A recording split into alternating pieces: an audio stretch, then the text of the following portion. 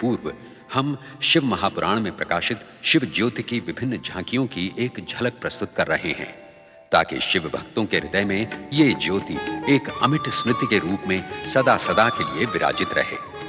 सर्वप्रथम सदाशिव ज्योति से ब्रह्मा विष्णु उत्पन्न हुए।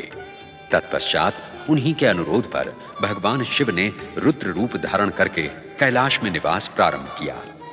माता शक्ति ने दक्ष पुत्री सती के रूप में अवतार धारण किया तथा शिव संगिनी बनकर कैलाश में पदार्पण किया। अनेक लीलाओं के उपरांत शिव संगिनी सती की 27 बहनों का विवाह अत्रि अनसुया पुत्र चंद्र से हुआ। चंद्र अपनी प्रियतमा रोहिणी के मोहजाल में फंसकर दक्ष शाप से पीड़ित होकर रोगी बना एवं शिव की आराधना से पुनः स्वस्थ हुआ। इसी प्रसंग में भगवान शिव के प्रथम ज्योतिर्लिंग सोमनाथ ज्योतिर्लिंग की स्थापना हुई। तत्पश्चात शिव के अपमान से दुखी सती ने दक्ष यज्ञ में आत्मदाह करके सतीत्व का अनुपम उदाहरण प्रस्तुत किया। शिव वैरागी बनकर तपस्या में लीन हुए। ब्राह्मण वेदव्रत तथा बालक श्रीकर की भक्ति से प्रेरित भगवान शिव ने दूषण राक्षस का संहार करके महाकालेश्वर ज्योतिर्लिंग की स्थापना की। नर नारायण ने अनुपम शिव भक्ति का उदाहरण प्रस्तुत करते हुए भगवान शिव की आराधना की और फलस्वरूप हिमालय पर केदारनाथ ज्योतिर्लिंग की स्थापना हुई। राजा मांधाता ने विंध्याचल पर शिव की आराधना की। भगवान शिव प्रसन्न हुए तथा ओंकारेश्वर ज्योतिर्लिंग प्रतिष्ठित हुआ। तत्पश्चात माता शक्ति ने हिमालय पुत्री पार्वती के रूप में जन्म लेकर शिवाराधना की, कठोर तपस्या की तथा भगवान शिव ने अनेक परीक्षाओं के पश्चात देवी पार्वती का वरण किया।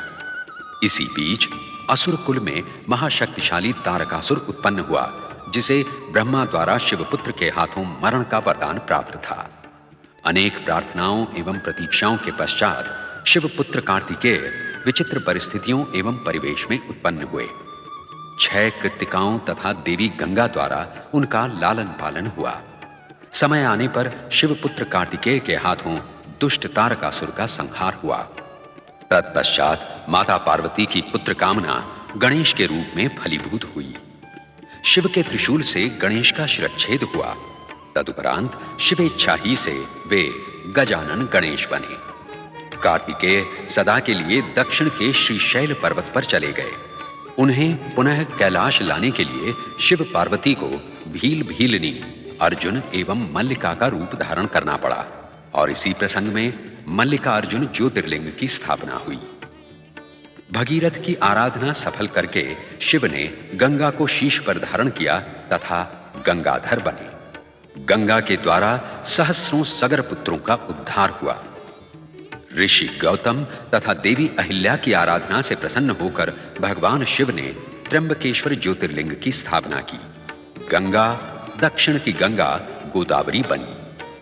अपने प्रिय भक्त सुप्रिय का उद्धार करने हेतु दारुक राक्षस का वध करके भगवान शिव ने नागेश्वर ज्योतिर्लिंग की स्थापना की।